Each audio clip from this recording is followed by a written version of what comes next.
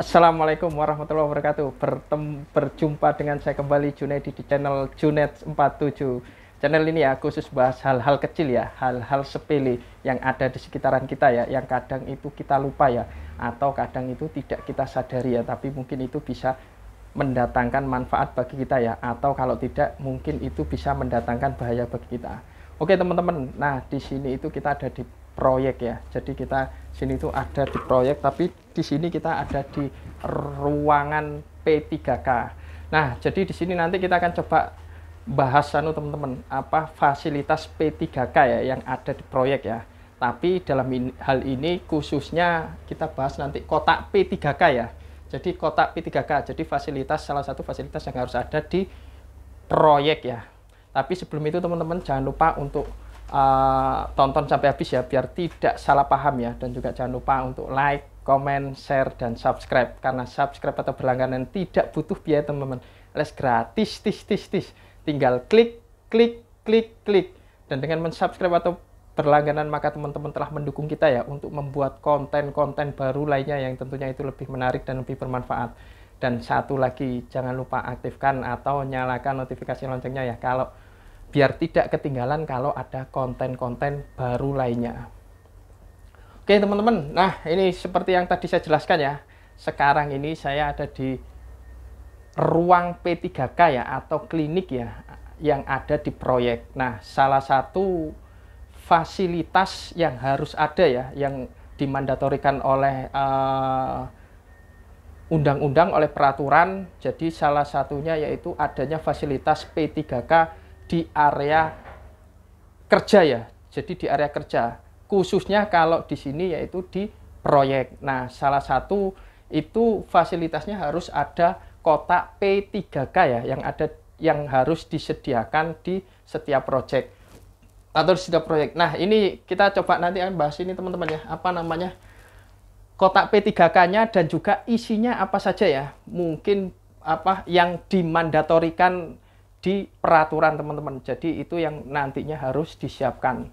Nah, ini teman-teman ya. Jadi ini kotak P3K ya yang ada di proyek kita ya. Jadi terus kemudian isinya apa teman-teman? Nah, di sini sudah kita apa namanya list ya. Jadi ini listnya itu juga sudah sesuai dengan persyaratan minimal yang ada di peraturan ya. Nah, ini kita akan coba bongkar ini teman-teman ya. Kotak P3K-nya ya. Nah, ini apa saja ini teman-teman. Nah, ini ya. Ini, jadi ini listnya ya. Jadi di sini saya cuman ini aja teman-teman ya. Apa masalah jumlahnya nanti itu juga sebenarnya disyaratkan teman-teman. Jadi jumlah dan itemnya itu disyaratkan. Tapi nah, di sini nanti kita akan coba bahas ini aja ya. Apa namanya itemnya saja, kalau jumlahnya tidak kita hitung teman-teman. Oke ya. Nah, ini sesuai dengan apa peraturan ya, sebenarnya ada di peraturan tenaga kerja dan transmigrasi ya. Jadi apa saja yang disyaratkan teman-teman. Nah, yang pertama ini teman-teman ya, yaitu kasa steril ya. Jadi mungkin ini bisa dilihat dulu ya. Jadi ini ya sebenarnya ya. Nah, ini sudah ada jumlahnya dan ini teman-teman ya. Nah, ini ya, oke. Yang pertama teman-teman apa ya? Yang pertama yaitu kasa steril ya. Jadi kasa steril ini teman-teman. Nah, ini ya. Kita akan bongkar ini teman-teman. Nah, kasa steril ini jumlahnya itu harus 40 teman-teman minimal ya. Jadi ini seperti ini. Nah, nanti kita akan coba ini, kita akan buka ya seperti apa ya. Mungkin bagi yang sudah berkecimpung di dunia apa namanya medis atau mungkin di K3 mungkin sudah paham ya teman-teman ya. Jadi kalau ini teman-teman, ini kasa steril ya. Jadi ini kasa sekali pakai ya, jadi steril. Ini apa namanya fungsinya memang ini untuk balut luka ya. Ini teman-teman, ini jumlahnya harusnya 40. Nah, di sini setiap ini itu apa namanya ada 10 ya. Ini ada 10, jadinya ada 4 kotak teman-teman. Nah, ini ada 4 kotak ya. Oke, ini teman-teman oke ya, ini kasa steril. Terus kemudian teman-teman perban lebar 5 cm ya. Jadi kita juga harus sediakan perban ya. Jadi perban itu ada dua teman-teman. Jadi ini perban ya. Ada apa? Perban yang ukurannya 5 cm sama 2 10 cm. Nah, ini teman-teman. Jadi ini yang 5 cm ya. Ini yang 5 cm, dia sebenarnya di sini 10 cm tapi dia ada dua ya. Kalau yang ini 10 cm. Nah, kalau perban saya kira mungkin teman-teman bisa apa namanya copy juga ya fungsinya ya. Jadi memang untuk membalut luka ya. Ini perbannya yang 5 cm, terus kemudian yang ini yang 10 cm. Nah, terus apa lagi nih teman-teman ya? Plester. Jadi di sini ada plester ya. Nah, kalau yang plester ini teman-teman ya. Jadi plesternya yang tadi perban itu harusnya 4 jumlahnya teman-teman. Ini sudah lebih ya. Ini ada apa? 10-10 ya. Yang 5-10, sorry, yang 10 5 jumlahnya. Kemudian plester ya. Ini teman-teman, plester. Ini plester ya. Jadi kalau plester jelas dia juga apa? Untuk apa? Melester ya. Jadi untuk merekatkan, biasanya untuk merekatkan perban-perban ya. Ini kalau plester sendiri ini teman-teman, dia jumlahnya itu 4 teman-teman. Nah, ini jumlahnya juga sudah 4 ini ya. Nah, kita kembalikan lagi nih teman-teman. Harus rapi ya. Nah, selanjutnya ini apa? Plester cepat ya. Jadi plester cepat ini ya. Ini plester cepat. Nah, dia biasanya fungsinya ini dipakai untuk luka ya. Jadi dia langsung untuk luka yang luka-luka kecil ya, luka-luka ringan ya. Jadi ini langsung dipakai ya. Nah, kalau ini jumlahnya 15 buah teman-teman. Ini ya.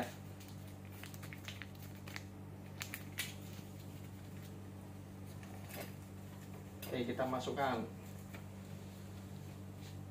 Terus kemudian ada kapas. Nah, kapas ini nih teman-teman, kapas ya. Jadi ini yang warna hijau ya. Ini kapas yang 25 gram teman-teman. Kita akan coba buka ya. Utilah. Ini kapasnya ya. Nah, kalau kapas ini 25 gram, ini jumlahnya ada 2. Nah, kalau fungsi kapas sendiri saya kira juga untuk membersihkan luka ya. Ini kapas 25 gram, isinya 2. Terus kemudian teman-teman yang ketujuh yaitu mitela ya. Mitela ini mitela teman-teman. Nah, mitela ini jumlahnya 4 ya.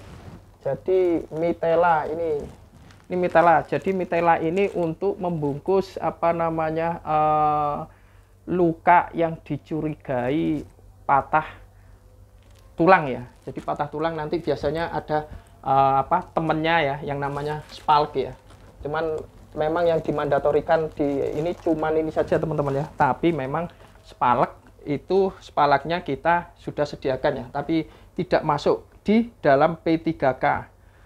Terus kemudian habis mitela ada gunting teman-teman. Mitelanya ada jumlahnya 4, gunting. Ini gunting teman-teman. Nah, kalau gunting sendiri saya kira mungkin teman-teman sudah copy semua ya. Fungsinya jadi untuk menggunting peralatan apa namanya alat P3K-nya sendiri nih ya. Terus habis gunting ada peniti teman-teman. Nah, ini peniti. Ini peniti juga biasanya untuk plester atau juga yang mitela itu ya. Jadi bisa dipakai peniti. Nah, kalau penitinya ini jumlahnya 12. Oke, terus kemudian ada handscoon steril. Nah, handscoon steril ini teman-teman. Handscoon itu bahasa kerennya itu handscoon ya. Tapi kalau bahasa gampangnya ya, sarung tangan. Nah, ini teman-teman. Nah, ini handscoon steril atau sarung tangan itu 13 ya. 3 jumlahnya. Ini yang steril ya. Jadi kalau yang steril dia sekali pakai. Jadi memang nanti ini fungsinya adalah biasanya yang terakhir kalau kita untuk apa namanya bersihkan luka, terus kemudian yang terakhir baru kita pakai yang apa namanya yang steril ya. Kalau yang steril harus sekali pakai ya. Jadi sekali pakai langsung dibuang. Oke, terus kemudian Ada handscoon non steril. Nah, handscoon non steril atau sarung tangan yang tidak steril. Nah, ini teman-teman. Jadi ini mungkin bisa apa namanya? Bisa dipakai ya beberapa kali ya, tapi jangan banyak-banyak ya. Sekiranya sudah tidak layak pakai bisa dibuang. Ya. Terus kemudian ada masker, teman-teman. Nah, masker ini ya. Jadi masker. Nah, kalau masker saya kira teman-teman itu sebagai APD ya. Jadi sebagai APD-nya dari paramedik ya. Paramedik atau petugas P3-nya sendiri ya. P3K-nya sendiri ya. Oke ya, terus kemudian ada pinset. Nah, ini pinset ini teman-teman. Ini ya, pinset ya. Nah, ini pinset teman-teman. Jadi kalau pinset sendiri ya, fungsinya ini pinsetnya ini satu ya. Fungsinya yang jelas adalah biasanya untuk ngambil mungkin kalau ada yang ketusuk-tusuk ya, mungkin misalnya benda di tubuh korban ya, atau ini juga bisa dipakai untuk mengambil material-material atau alat-alat atau bahan-bahan P3K yang steril ya. Jadi bisa pakai ini teman-teman. Kalau sudah dipakai, jangan lupa ya untuk dibersihkan dengan alkohol. Oke, terus kemudian teman-teman habis pinset yang ke-14 ya, itu senter teman-teman. Nah, ini senter ya. Oh, senternya ada di sini juga ini.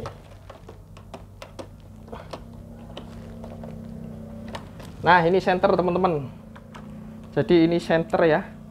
Ya, senter ya. Jadi kalau senter ini fungsinya saya kira ini kalau pas waktu malam-malam ya, atau memang pas waktu butuh penerangan yang lebih ya.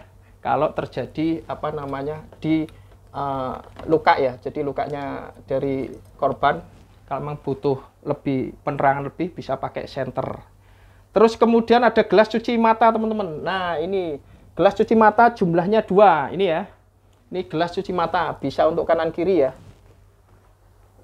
Ini kalau mungkin ada korban yang tubuhnya kena ya, matanya lagi kena benda asing, itu bisa dibersihkan pakai gelas untuk cuci mata. Terus kemudian ada kantong plastik bersih 1, ini teman-teman. Juga harus ada kantong plastik ya. Nah, ini kantong plastik. Jadi plastik biasa ya. Ya, jadi kantong plastik biasa. Nah, ini biasanya dipakai untuk apa namanya? Bekas-bekas alat-alat atau bahan-bahan yang sudah kotor dan sudah dipakai ya. Jadi habis ini terus kemudian dibuang. Nah, habis itu jangan lupa untuk diisi lagi. Terus kemudian yang ke-17 Aquades. Nah, ini teman-teman ya. Jadi Aquades atau cairan untuk apa namanya? Membersihkan ya. Jadi ini untuk membersihkan luka-luka ya. Nah, Aquades. Terus kemudian ada povidone iodine. Nah, atau istilahnya kalau bahasa ini ya biasanya obat luka ya. Ada yang namanya betadine atau apalah banyak ya. Ini obat luka ya.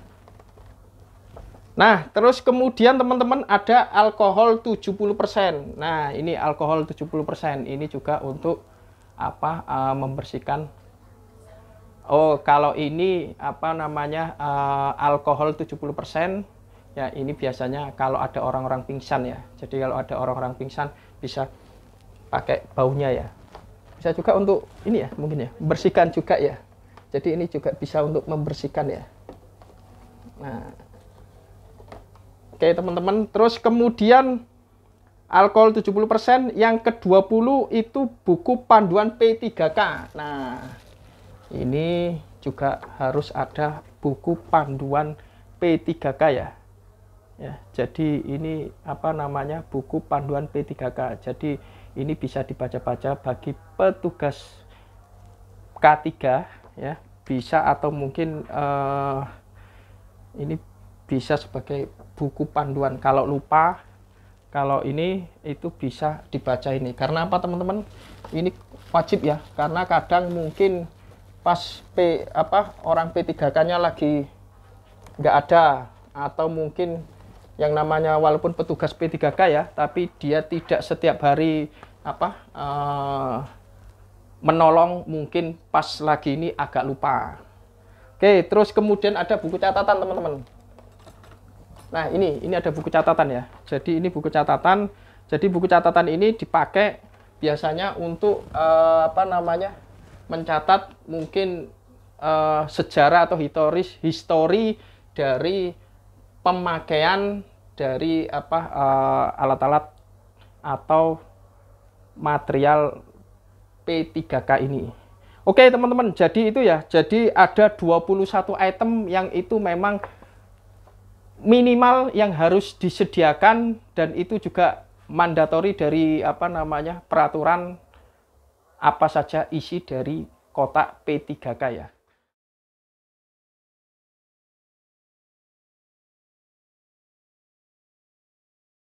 Oke ya, mungkin itu teman-teman yang bisa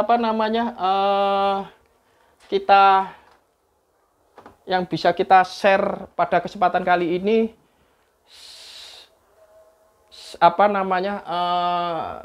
Semoga bermanfaat.